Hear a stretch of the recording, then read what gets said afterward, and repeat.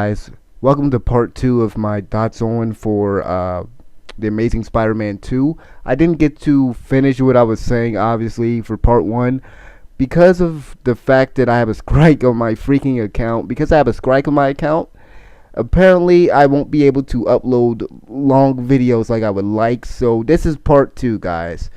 I'm gonna try to wrap this thing up so I don't have to keep making parts, because I really hate that. I would rather have it as one video, but unfortunately I can't right now. So going back to what I was saying about the hammy sort of cartoonish writing with the dialogue with Rhino. Rhino is the main offender. He was the main offender in this freaking movie, especially close near the end. Like, his character just like, the dialogue that he uses is just so, it's like they ripped it out of a Saturday morning cartoon. And then Max, there are times when even Max's dialogue before he became Electro, even some of that made me cringe a little. But other than that, the dialogue and the tone of the movie is consistent, except for those, like I said, there are those moments where it sort of dips into a sort of lighthearted, cartoonish sort of tone and the dialogue and everything, and it sort of does undermine the entire.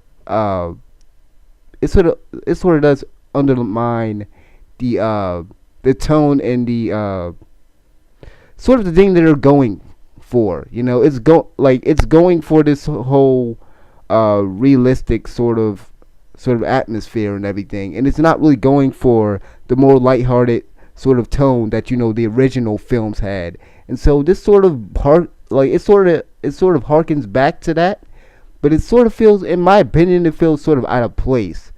And honestly, there is a place for that sort of dialogue if it fit within the movie. I mean, it is still Spider-Man, but I don't know. It just didn't work there. But I do like one thing. I do gotta give Andrew Garfield props for, even though I still can't stand him as an actor. But I do want to say he did a better job at making Spider-Man, really really playing on Spider-Man, and the fact that he cracks a lot of jokes and everything, and he made Spider-Man funny this time. So he did that part of it a lot better than the other film. Whereas I sort of felt like Spider-Man was acting sort of like a jerk in the other film. So he executed that a lot better, Spider-Man's humor. But him as Peter Parker, I still can't see it. I honestly still can't see it. I still can't, like, he's not believable as Peter Parker to me. Like, I don't know. I don't know what it is. Maybe, again, it's one of those instances of where I'm just one of those people that can't like picture another actor as being in like another role or whatever. But I don't know. I just don't see him as Peter Parker. He does well as soon as he puts the mask on. Now, for the most part, he's doing a lot better. I will say that. But I hope that he'll actually get a better feel for being Peter later on, because they're gonna do either a third. Well, I know they're gonna do a third movie, and they're probably gonna do a fourth if the Sinister Six is like a completely if it's a completely different sort of movie or whatever. But who knows? But I think one of the films, like I said earlier, I think one of the film's main problems was, again, you just putting stuff in there. They threw a lot of stuff into this movie just as setup in order to get to that Sinister Six, in order for there to be multiple sequels in the future, which is fine and everything. But then this movie is missing a lot of the main elements that make people like Spider-Man. Like, where the heck was J. Jonah Jameson the whole time? I mean, he mentions the fact that, okay, I'm taking pictures of Spider-Man for a bugle. There's even a scene with Harry, and Harry wants Spider-Man's blood. I'm not gonna spoil anything for you guys, but basically Harry wants Spider-Man's blood, and Harry knows that Peter is basically working for J. Jonah at the Daily Bugle, and so he asks him, "Hey, you need to go find Spider-Man because he can give me some of his blood and he can cure this disease."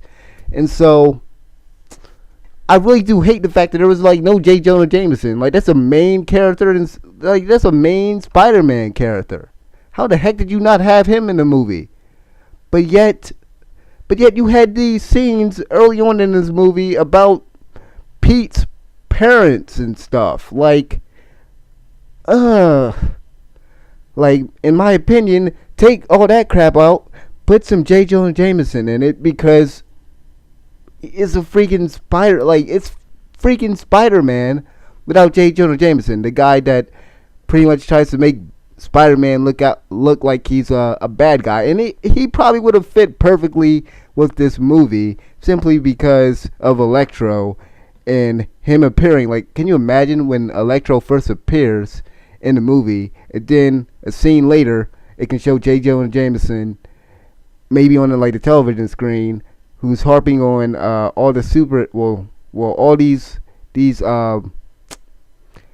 guys with all these powers and stuff, and he can be harping on him and Spider-Man, and he can even be making Spider-Man to seem like he's helping Electro or something like that.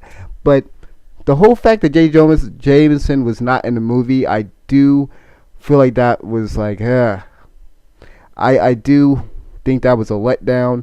Again, Mary Jane was supposed to be in the movie. I kind of, by the end of the movie, when that certain tragic thing happens, I'm not trying to spoil too much, but once that happens, it could have been a good moment to maybe squeeze her in at the final few moments of the movie, maybe, or maybe it was a good idea that they just cut her because this movie had a lot going on. But I just want to make this thing clear to you guys, because there's been commercials talking about this movie is the #1 movie. It's the best Spider-Man movie ever made. And I was like, who did you guys have to pay off for that? This thing, you can even look at the reviews, and it speaks for itself. Like, I'm sorry, the Amazing Spider-Man series, it's complete garbage compared to the original. I'm sorry. I mean, the first one was okay, but this one in my opinion, I say go see it. In my opinion, I say go see it, especially if you like Spider-Man. It's a decent movie, but you're not going to want to go, you're not going to, as soon as you get out the theaters, you're not going to be like, oh my god, I want to see that again, like I was when I saw Captain America. I still want to see that movie again, because it's a great movie. It didn't have all this, it's still like Captain America. It still has its stuff, it still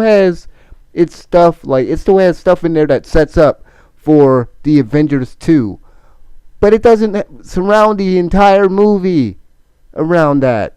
And the whole thing with Oscorp, the whole thing with them trying to make Oscorp as a center point to where all his villains come from, that is a major mistake in my opinion. And they honestly need to fix that crap, because that's not how Spider-Man, that's never how Spider-Man has been. And the fact that Harry is Green Goblin in this movie, not his dad. He is Green Goblin.